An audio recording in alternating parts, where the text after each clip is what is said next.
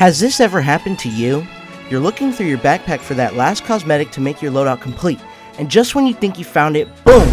It's Halloween restricted. And then you start to think, hey, that's a pretty stupid restriction to have. Well, that's what I'm going to talk about today. Which Halloween restricted cosmetics should be unrestricted, and which should remain the same. First, we gotta know, what is a Halloween restricted cosmetic? A Halloween restricted cosmetic is a cosmetic that can only be worn during the Scream Fortress event or during full moons. But over the years, Valve has kind of said screw it and has allowed a lot of cosmetics to slide through without a Halloween restriction. So while you can't use loadouts like this, you can use loadouts like this, which begs the question if Valve should reconsider having the restriction on certain items. And here's the criteria I'm going to be going through. 1. The cosmetic should not severely alter the ability to identify what class a player is. 2. There should be no major obstructions to the team color. And 3. The cosmetic should share similarities with items we already have available to use unrestricted. So let's get started.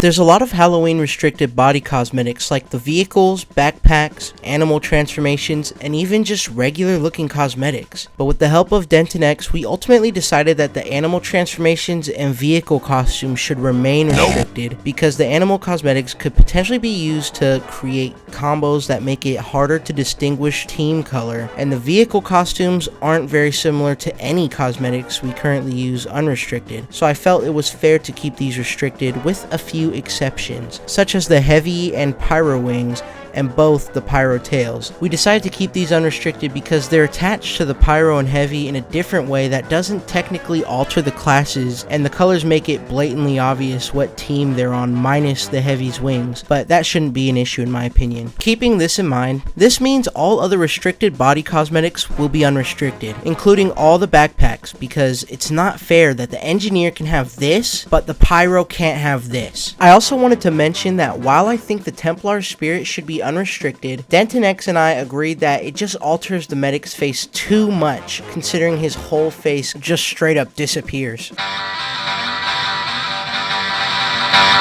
The floating cosmetics and pet cosmetics were kind of difficult for me to decide, because on one hand, they don't have any reason to be restricted, but on the other hand, do they really have any reason to be unrestricted? Realistically, these technically make sense to stay restricted because most of them are very similar to the cursed souls being dead, zombified, or ghost versions of already available cosmetics, and we technically don't have any available unrestricted dead animal cosmetics, but honestly, there's no real reason to keep them restricted because they don't take away any of the class's recognizable features or make it difficult for players to tell what team you're on. So in the end, I put all of them in maybe because they're very clearly Halloween cosmetics, but it wouldn't hurt anything if they weren't restricted. To be honest, this one had me stumped, so how about you guys let me know in the comments if you think these should be restricted or not. I'm robbing the bank.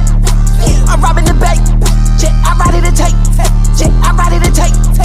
For the most part, the masks and face cosmetics will follow the same rules as the body cosmetics, with the exception of a few, which we'll get into later. So most of the animal heads are automatically ruled out, even though I think they did a really good job with keeping the classes recognizable with animal heads. I feel like it'd be pretty difficult for brand new players to understand what class they're facing on first glance. As for the other face cosmetics, it's unbelievable to see what's restricted compared to what's unrestricted. For example, the Scout's hockey mask is Halloween restricted when we have 2 other non-restricted hockey masks available in game. All the facial hairs make absolutely no sense, and don't even get me started on these when we can already use these. So these are the face cosmetics we get unrestricted, and these are the ones that remain restricted. And as for the Forgotten King head, I personally think it should be unrestricted, but it can also be argued that it fits the same description as the animal head, so we left it in maybe just to be safe. A kidney, or a lung,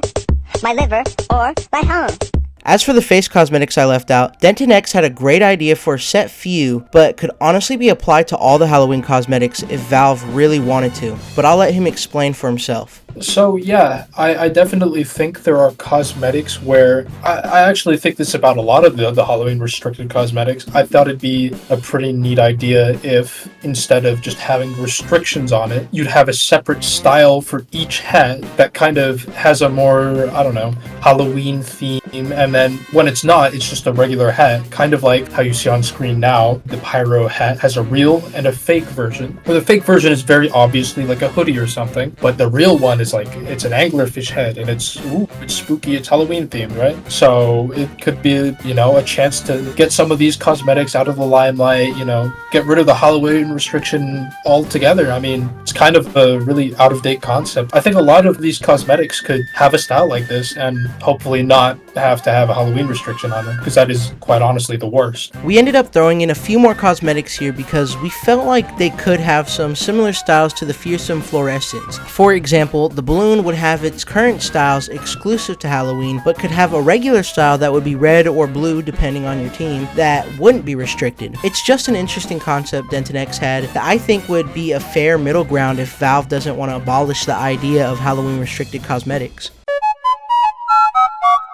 The Pyro gets his own segment because he has the most Halloween cosmetics by a long shot, and a lot of them are masks. The majority of them have no reason to be restricted, especially these two, considering we have the Pyromancer's mask, Wandering Wraith, and Head of the Dead. To be completely honest, with all the unrestricted Pyro heads currently available, it's shocking to see some of the Pyro masks that we do have a restriction on. But nothing is ever perfect. As much as I'd like to unrestrict all of them and leave it at that, we still have a few that stay restricted, like the animal heads, even though the Pyro Shark makes sense to have, and also these, because imagine trying to play against a guy missing 80% of his head. I'm sure it'd be a bit confusing. I know the Pyro has the apparitions aspect and the filamental, but I'm really trying to look for any possible reason for why Valve hasn't removed restrictions already.